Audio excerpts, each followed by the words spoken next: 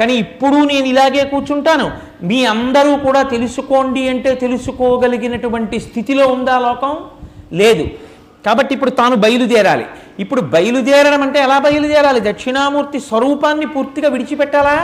విడిచిపెట్టక్కర్లేదు. మీరు చూడండి, దేవాలయమునందు ధ్రువమూర్తి చరమూర్తి అని రెండు ఉంటాయి. ధ్రువమూర్తి అంటే కదలకుండా నిలబడిపోయేటటువంటి స్వరూపం. అయ్యప్ప స్వామి వారు ఉన్నారనుకోండి, ఆయన ధ్రువమూర్తి దేవాలయంలో ఉంది, అది కదలదు, ఆయన అలాగే కూర్చుంటారు అక్కడ.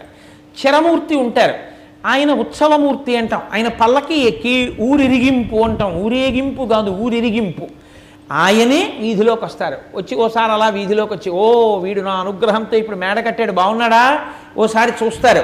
వాడు ఎప్పుడూ దేవాలయానికి రాడు, అందుకని ఆయనే వాడి ఇంటి ముందుకు వెళ్ళి ఓ బెల్లం మొక్క పట్టుకొచ్చి పెడితే అది తిని వాడిని ఆశీర్వదించి అక్కడే హారతి పుచ్చుకుని వెళ్ళిపోతూ ఉంటారు.